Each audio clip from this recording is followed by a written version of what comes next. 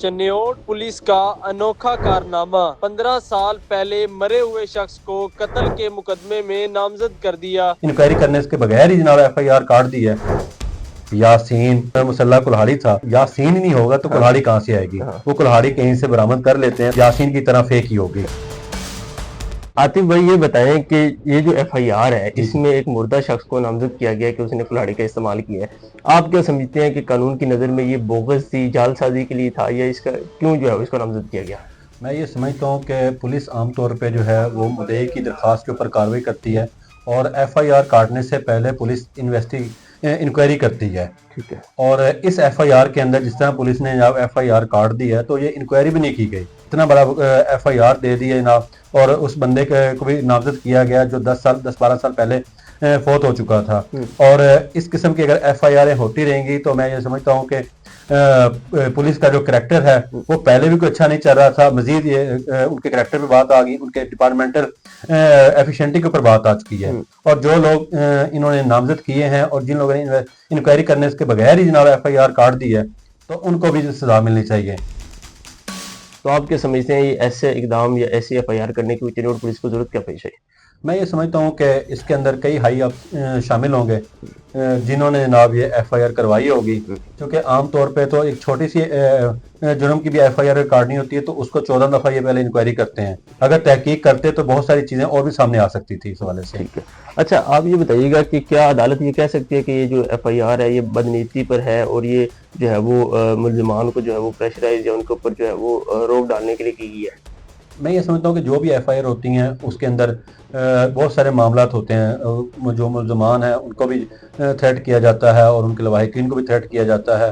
और ये आम तौर पे जो FIR इस किस्म की होती हैं जिसके अंदर जहाँ ऑफेंस जो 324 है उसके हवाले से जो है तो उनसे कई बार्गेनिंग भी करते हैं ये पुलिस वाले। ठीक है। तो मुद्दे भी बार्गेनिंग करेंगे, लेकिन अब ये FIR जब ये सामने है हकायक तो अब पुलिस के पास जो है ना इसके अलावा कोई ऑप्शन नहीं है कि जनाब इस FIR को जो है ना खारिज करें और असर नौ जो है ना तहकीक करके दोबारा से जो कार्रवाई कर सकते हैं अगर ये वकूआ सच्चा है। और मैं ये समझता हूँ कि अगर वकूआ सच्चा होता तो ये पहले भी जनाब ये FIR इस तरह ना होती।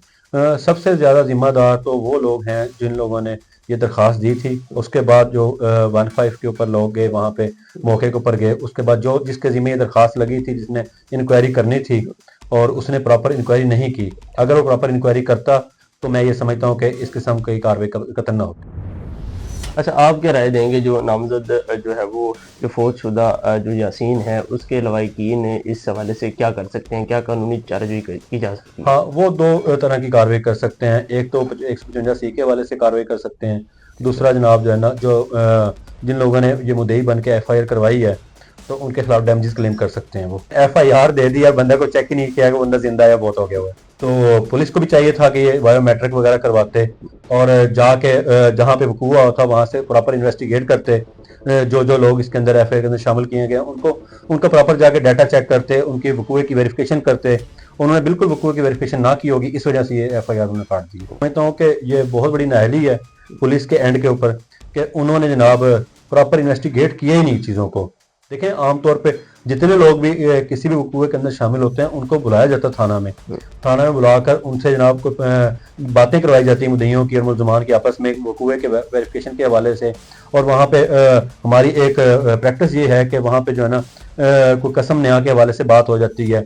मेरा ख्याल है कि जनाब पुलिस ने जनाब इस किस्म की कोई भी प्रोसीडिंग नहीं की होगी जिस वजह से ये नाअहली कर गए हैं। अच्छा आतिफ भाई, ये बताएं कि क्या तफ्तीश में असले की बरामदगी ज़रूरी होती है और अगर असला हो ही ना हो तो फिर क्या असर पड़ता है?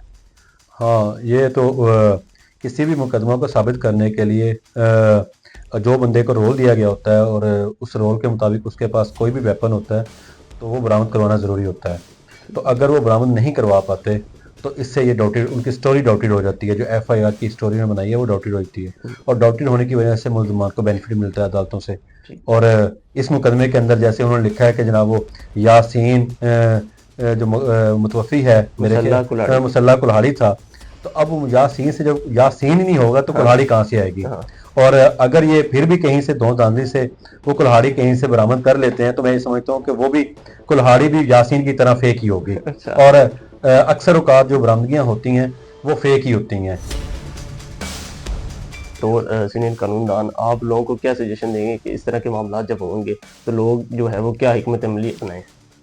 बेसिकली देखें, ये हमारे मुआशरे का नसूर है कि हमने जनाब ऐसे ऐसे लोगों को अपने FIR के अंदर जो है नामजद कर देते हैं कि जिनका उस हुकूक के साथ कोई तल्लक वास्ता नहीं होता। पहली बात तो ये है कि हमारी जिम्मेदारी है कि हम प्रॉपर इन्वेस्टिगेट करें, प्रॉपर वेरीफाई करें कि जिन लोगों ने हमारे साथ कोई वकूआ किया या हमारे शहरी के साथ किसी के साथ वकूआ किया तो वो उन लोगों को शामिल करें।